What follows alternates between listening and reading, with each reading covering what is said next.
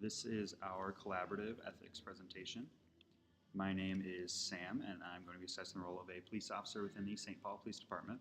The field of law enforcement goes against the idea of a typical day and produces new and unique challenges every shift. Some of the most common daily responsibilities for police officers include responding to emergency calls, building relationships with community members, and proactively looking for any risks or threats. Hi, I'm Adriana. I have been at Coloplast for 2 years. I am a consumer care specialist with designated territories. Each day, I work with clinicians and patients, providing resources and educating nurses on correct product selection for their patients. I work alongside a territory manager targeting specific hospitals, key accounts, and nurses so that we continually grow the territory. Hi, my name's Taylor. I'm currently a consultant at Digineer and have been with the company for 1 year. I work with healthcare companies and focus on process improvement and strategy. Each client is a new challenge because I have to learn how to work with new leaders and gain their trust and come up with solutions for new projects/teams to implement. So the first organization that we're going to be analyzing is the St. Paul Police Department. And for anyone that has paid attention to the news over the past few years should know how important it is for police departments to develop and sustain ethical principles. When these critical principles are ignored, it leads to a very dangerous and destructive amount of distrust between community members and the law enforcement officers that serve them. In analyzing the St. Paul Police Department specifically, they developed into a model organization for departments around the country to follow and learn from. The department was very proactive in reassessing their existing policies and rules to ensure they were performing their duties with the community's best interests in mind. They started this process by taking a deeper look into their hiring practices. While many departments focus on an applicant's skills that might include physical abilities or knowledge of specific laws, St. Paul has instead focused on finding individuals that match the values and morals of the organization. In essence, they have decided they want to find good people and not solely focusing on individuals that have the skills of a police officer. They have made this change knowing because the department knows they can teach some of the other tangible skills, but can't force someone to change their values or morals. The department has also developed different strategies around what might be the most important aspect of law enforcement, which is establishing trust from community members. Without this critical trust, it can be impossible for officers and investigators to proactively reduce crime and perform their duties efficiently.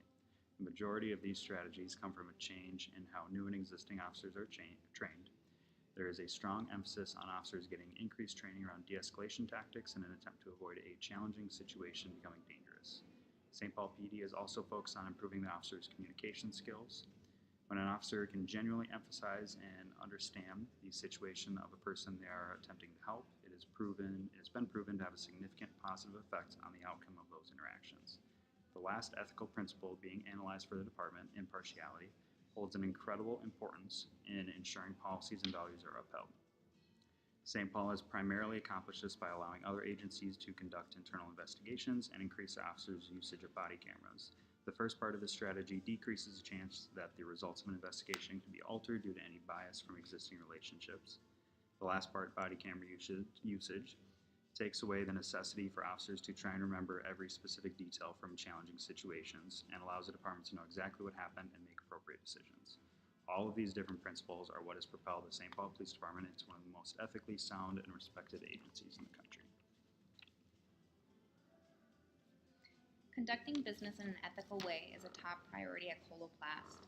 As a global leader in the medical device sales, the company interacts with various business partners around the world, such as healthcare professionals, distributors, and suppliers, and healthcare policymakers. In business ethic training, Coloplast ensures that employees and business partners have a clear mindset and understand their rules are a key part of ethical business practices. The company abides by international industry codes and the Medical Device Association in Europe. Furthermore, Coloplast has created those guidelines in a booklet form that is offered in 15 languages in over 35 countries. The organization has a mandatory e-learning course on Coloplast Code of Conduct.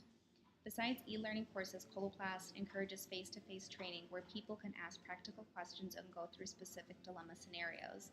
Taking these steps creates a commitment to ethical business practices across different business cultures. Coloplast sees the importance of understanding what is appropriate business culture. There are over 8,500 employees and the organization operates in over 55 countries. Company values are embedded within all areas of business, including how we treat our consumers, employees, healthcare professionals, and business partners. Coloplast's mission is to make life easier for people with intimate healthcare needs. Its vision is setting the global standard for listening and responding, and values closeness to better understand the users that fosters employees' passion to make a difference. The organization has created an auditing and monitoring program.